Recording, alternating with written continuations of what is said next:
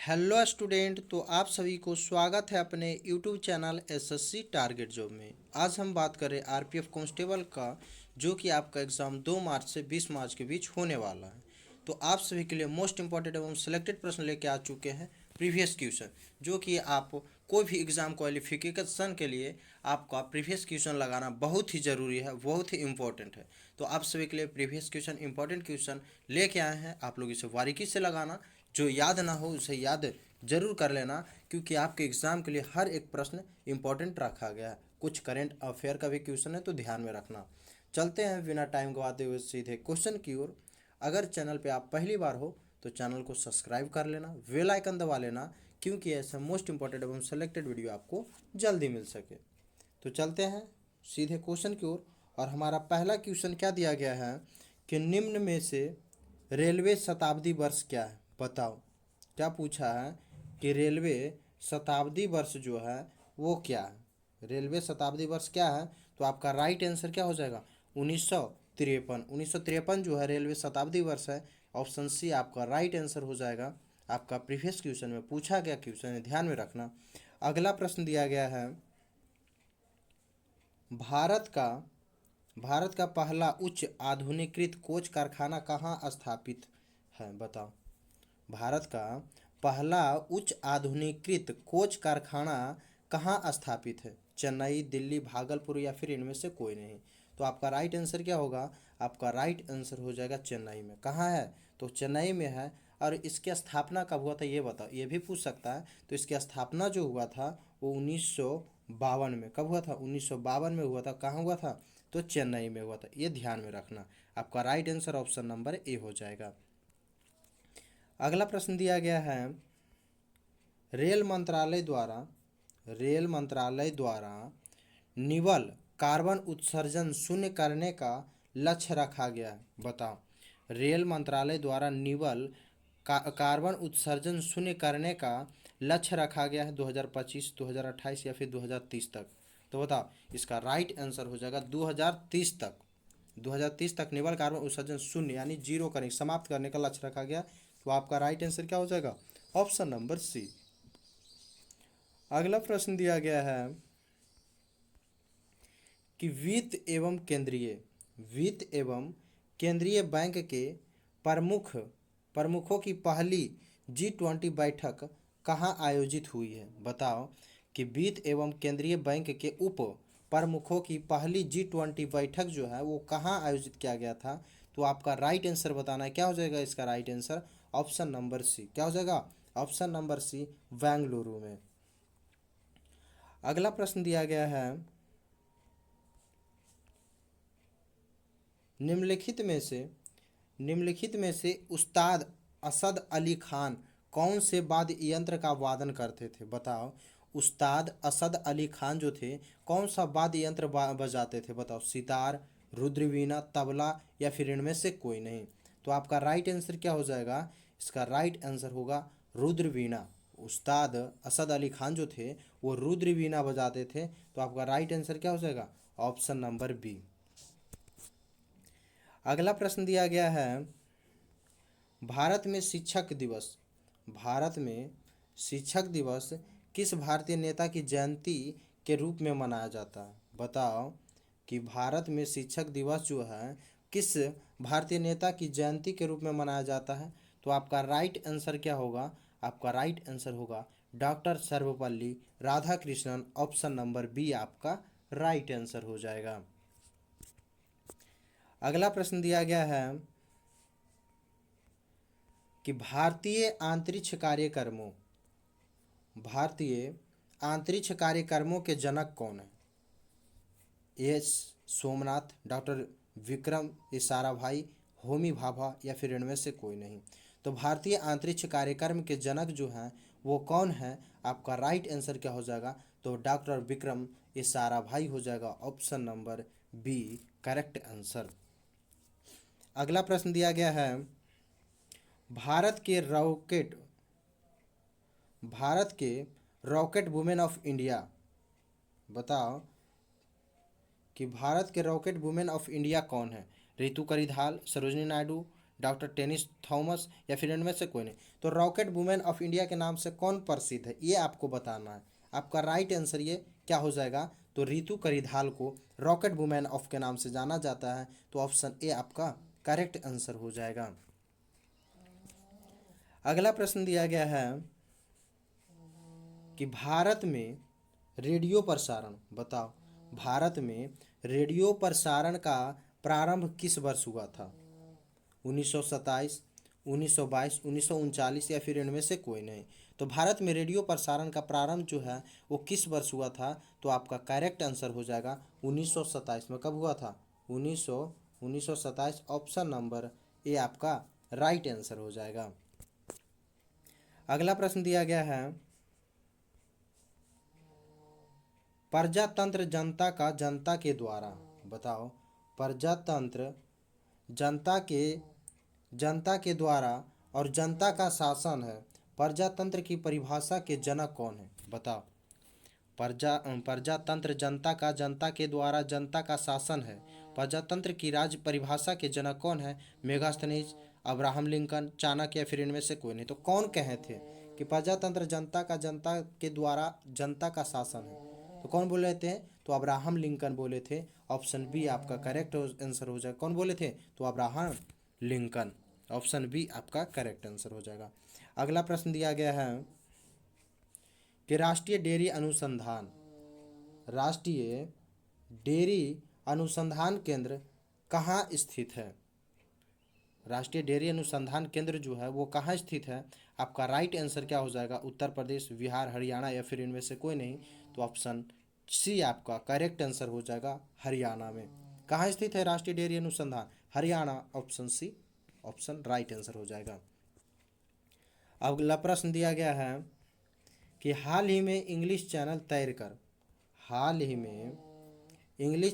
तैरकर पार करने वाले सबसे उम्रदराज भारतीय कौन है? यानी सबसे ज़्यादा उम्र के कौन से भारतीय हैं?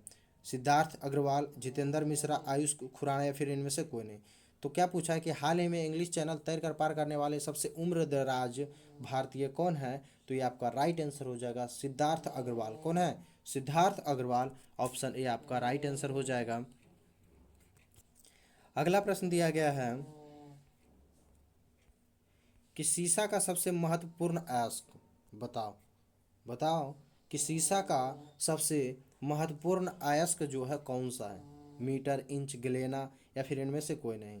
तो आपका राइट आंसर हो जाएगा गैलेना। क्या है सीसा का सबसे महत्वपूर्ण अयस्क? गैलेना। ऑप्शन सी आपका करेक्ट आंसर हो जाएगा। अगला प्रश्न दिया गया है आपका, 1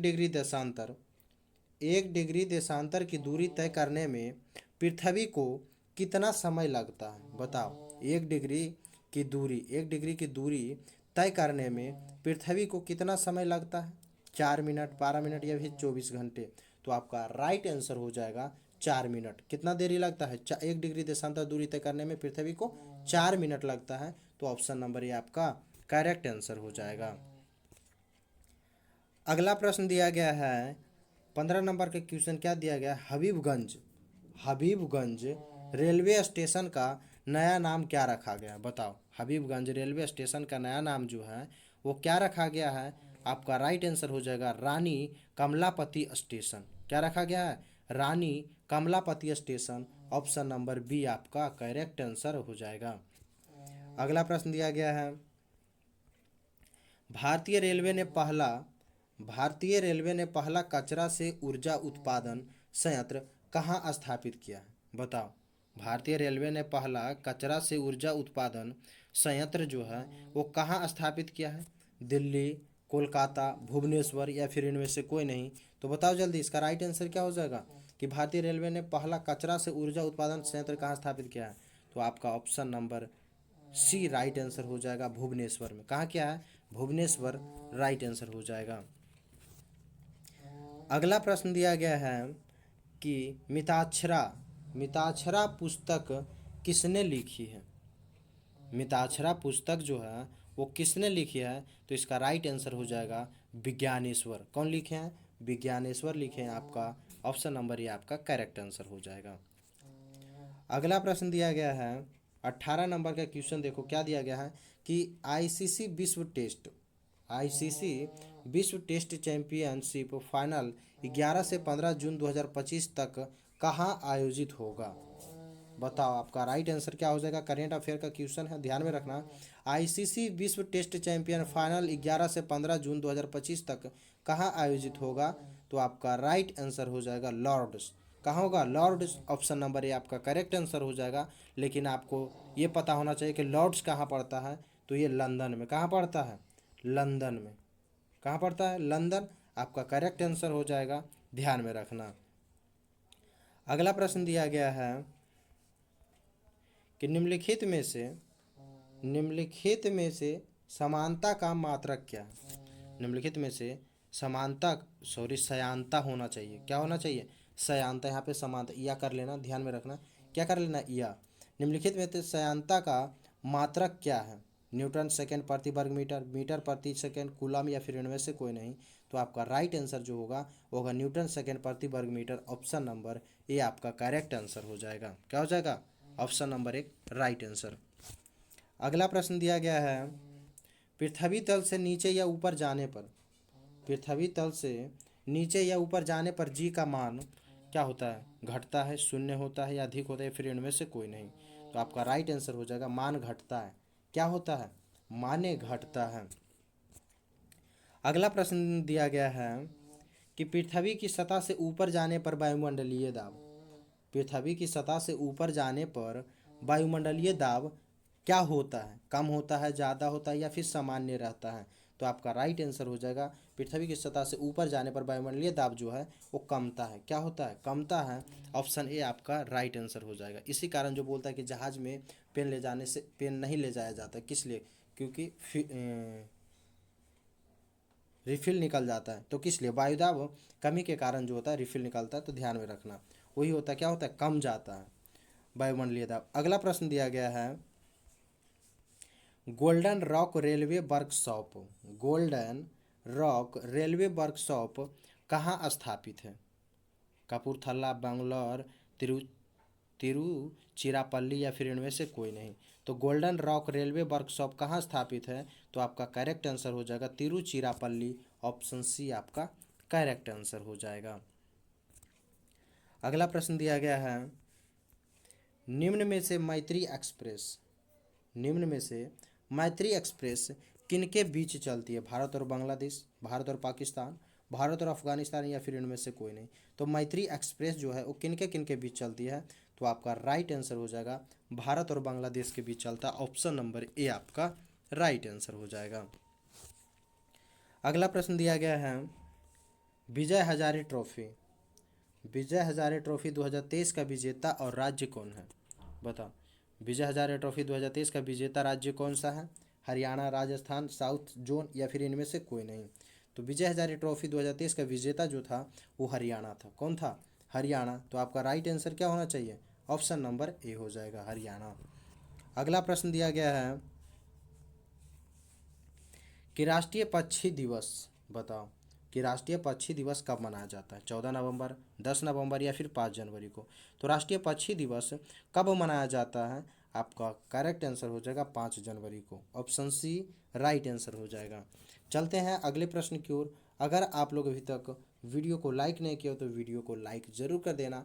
चैनल पे पहली बार हो तो चैनल को सब्सक्राइब जरूर कर लेना, क्योंकि ऐसा मोस्ट इंपॉर्टेंट एवं सेलेक्टेड वीडियो आपको जल्दी मिलता रहेगा और आप अपने एग्ज़ाम में बहुत अच्छे तरीके से रिजल्ट कर सकते हो, इसकी पूरी गारंटी है।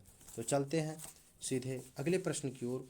और अगला प्रश्न क्या दिया गया है देख सकते हो कि 10 सौ चौसठ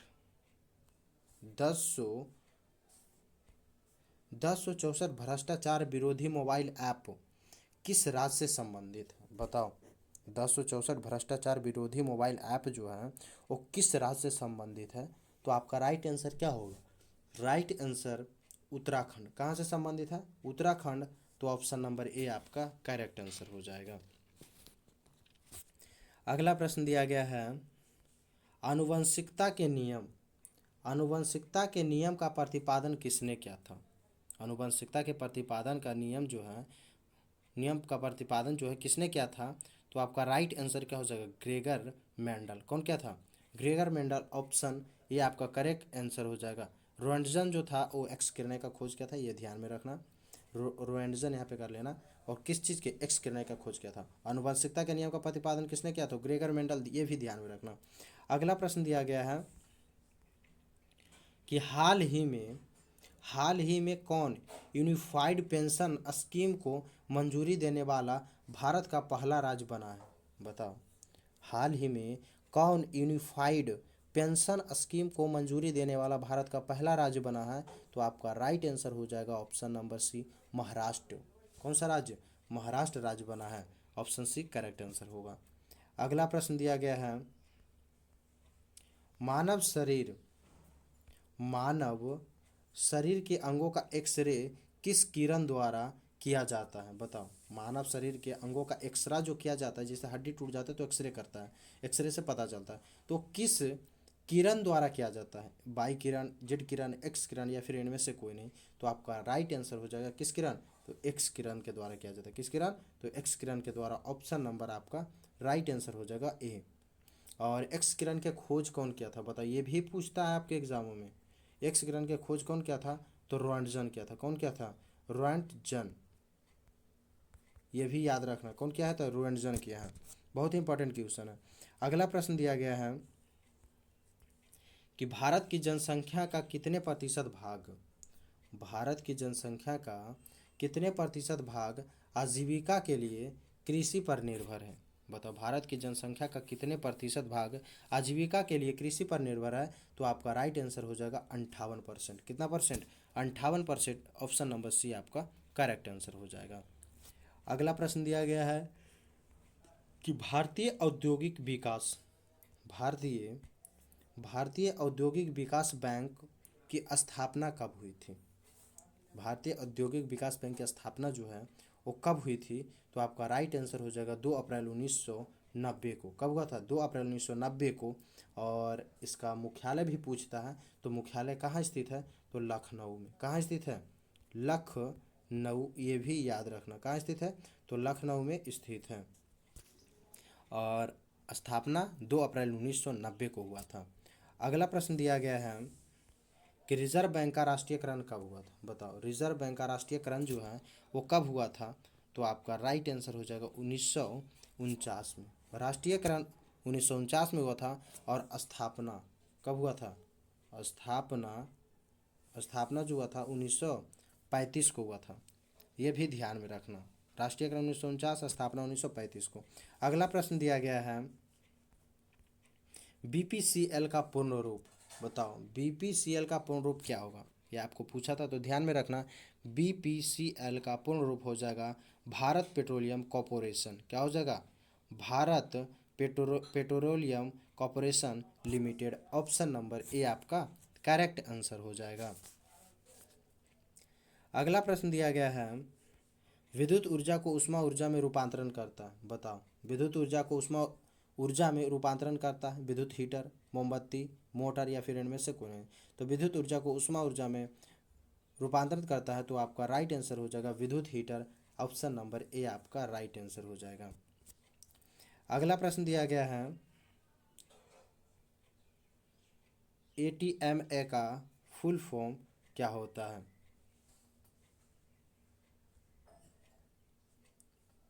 तो एटीएमए का पूर्ण रूप बताना है आपको। पूछा है, रेलवे से संबंधित है, ध्यान में रखना। क्या है?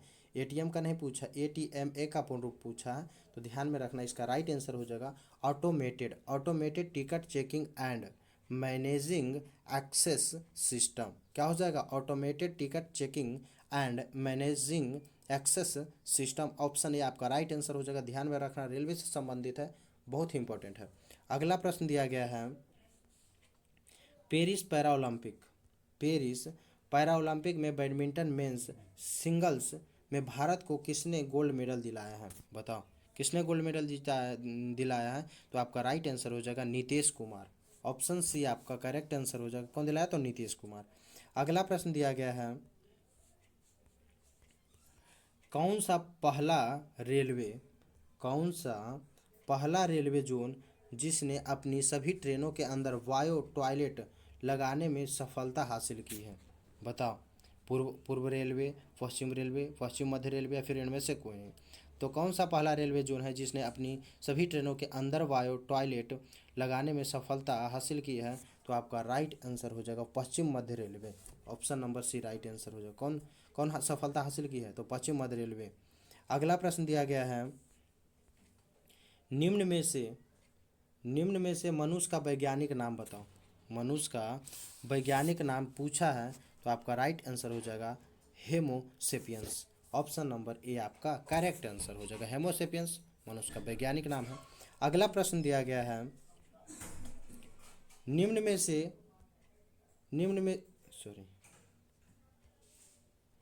में से अमाशय में कौन सा एंजाइम पाया जाता है? बताओ। निम्नलिखित में से, यहाँ पे आगमाशय से लिखा गया तो थोड़ा ध्यान में रखना, टाइपिंग मिस्टेक है। निम्न में से अमाशय में कौन सा एंजाइम पाया जाता है? तो इसका राइट आंसर हो जाएगा एमाइलेज। कौन सा? एमाइलेज। ऑप्शन ए आपका राइट आंसर हो जाएगा। क्या हो जाएगा? Option number A. अगला प्रश्न दिया गया है, संविधान का भाग 4 संबंधित है।